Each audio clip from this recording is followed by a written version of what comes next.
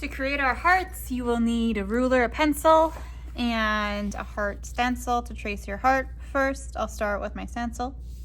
I'm going to line it up where I want it on my white paper and start to trace. When I'm tracing, I'm making sure that my pencil is hugging the edge of that heart. I can feel the ridge of the paper and making sure that my pencil stays tight on that ridge. You want to make sure that you're using two hands, or maybe a friend can help you hold the stencil down to make sure that it does not slip. Okay, so now that I have my heart, what I'm going to do next is get my ruler. And I'm going to put it so that the 0 mark is lined up with this point on the heart. And I'm going to draw a straight line starting there and go 4 inches down. Next, what I will do is find the halfway point of the 4 inches. That's 2 inches, right? So 2 inches. And then I am going to draw a line, a horizontal line that is 1 inch long on each side. Perfect. Now I'm going to use that ruler to connect those points. And this is where I'm starting with mapping out those geometric shapes that will make the inside of my heart. So geometric shapes are basic shapes, things like triangles, squares, rhombuses, trapezoids, circles. For your heart, you will be using triangles and rhombuses. Things like circles will not work with our composition. It's mostly going to be triangles with a few rhombuses. Okay, so now I've mapped out the starting point of my heart, which is this kite shape. And now I'm going to start breaking apart the other pieces of my heart with other triangles and rhombus shapes. Now, at this point, everyone's is going to be a little different, but you want to make sure that each side is pretty symmetrical. Not perfect, but you want them to be at least similar. So I'm going to choose my next place to make a line, and it's going to be, I'm going to start at this connecting point and make a straight line. I'm going to do it on the other side so that it looks symmetrical. And then I'm going to break these big shapes down into smaller shapes by creating lines to split it up into smaller triangles and rhombuses. So at this point, you can just start creating those areas. I always make sure that I start with one side and then immediately do it on the other side because I want mine to look symmetrical. So I'm going to continue splitting up my heart, and sometimes I just have to pause and think like, okay, what shape is going to look good in this area? And I kind of just make it up as I go.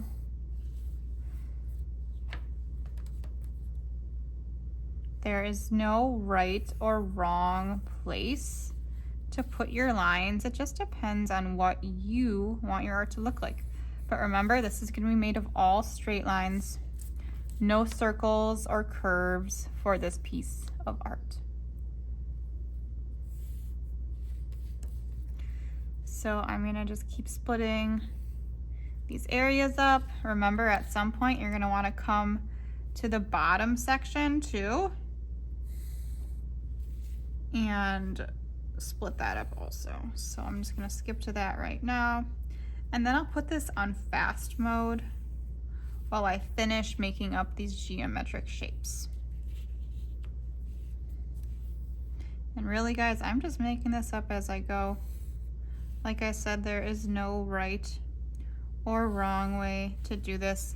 Make sure that you're using a pencil and that you're using that ruler so that your lines are nice and straight. If you have lines that are wavy or wobbly, it will not turn out as cool. So now we're gonna put it on fast mode and fill in the rest of this with those geometric shapes.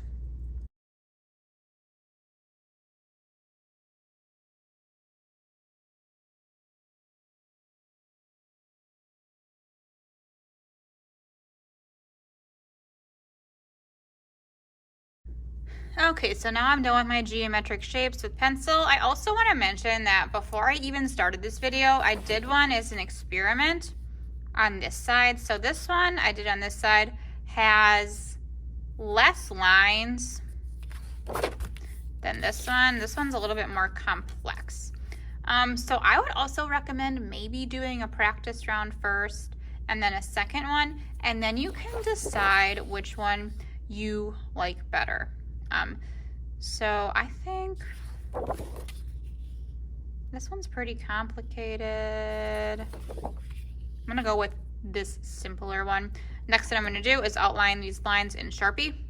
So I'll put that on speedy mode.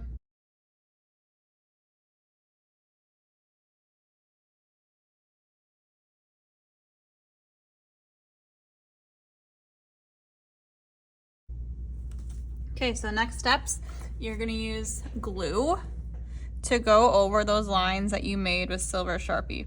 The reason that we're doing that is because when we add watercolor, this glue will create a barrier that will stop your different sections, those geometric shapes from running into each other. So when this glue dries, it will create a little wall to stop your colors from bleeding into each other. Now, as you do this, you want to make sure that you're being really careful with how much glue you're putting on. You don't want to squeeze too hard and end up with a huge puddle. So I'm just applying light pressure with my fist to create those lines. And then also make sure that you're not going to drag your arm through the glue. So you're holding your arm up, making sure that you're not getting glue on your sleeve or smearing it around on your art. We'll put this on fast mode, and then we'll meet back later when we're going to do painting.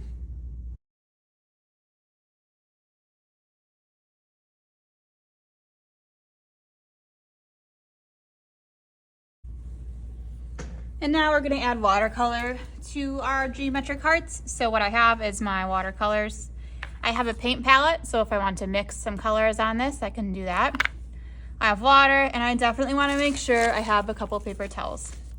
I also have a tiny paintbrush and a medium-sized paintbrush, so I can get some of the small details with my small brush and bigger details with my bigger brush.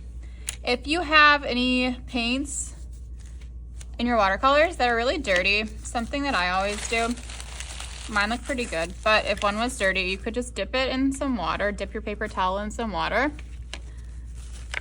and just clean out whichever one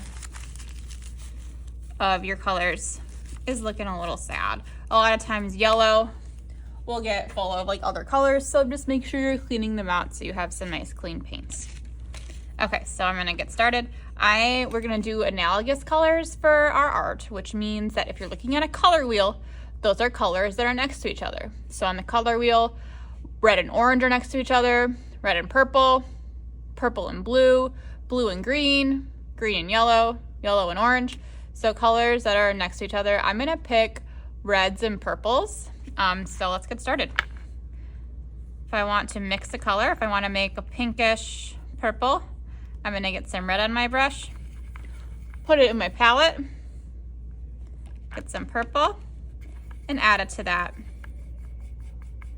Now I'm gonna start adding colors to my heart.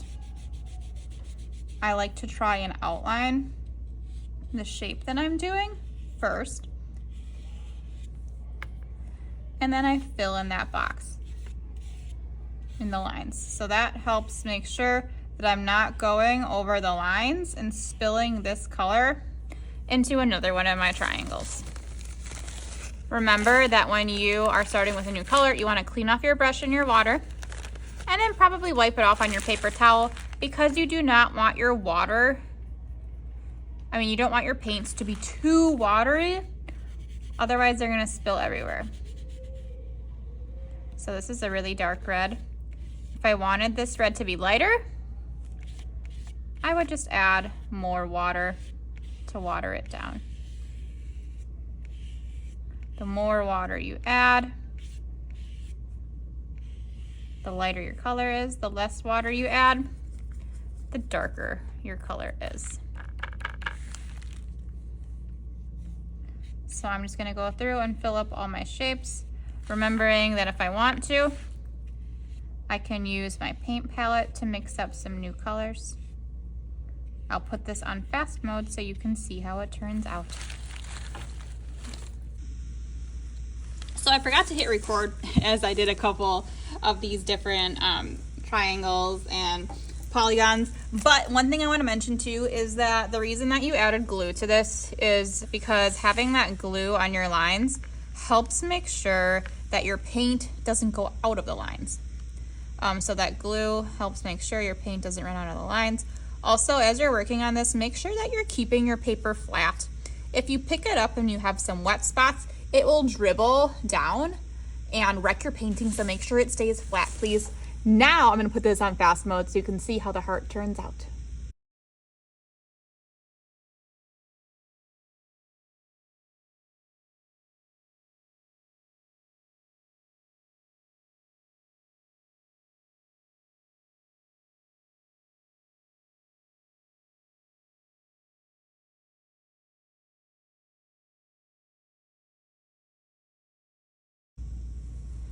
All right, and if I ever wanted a color to be really dark too, like if one of these reds I wanted deeper, I could always wait until it dried and then paint over it and add a second layer of red over that already dried red, and it will just make it a lot darker. So you can keep that in mind too. If you don't like how something looks, you could always paint over a color also, and just kind of have a fresh start. So there's my heart. Now I'm gonna paint the background. For my background, I'm gonna do black because I think it's gonna make my heart stand out. You could also try doing any other color you wanted. Maybe you wanna do like an opposite color, like if I wanted the opposite of red, it would be green. You could do like solid blue. You could even try yellow. That's like a nice bright color. But I'm gonna go with black, and remember, if you want this to be a darker black, you can always go back and add a second layer of black. And something fun I'm gonna do too is, I don't know if anyone's tried this before, but you, with wet watercolor, can add salt, like table salt that you put on your food on top of wet watercolor. It has to be wet, and you can get some pretty cool effects. Now I want my black to be darker, so I'm gonna put this on fast mode, let it dry a little bit, do a second layer, and then I'm gonna sprinkle on that salt and you can see what it looks like.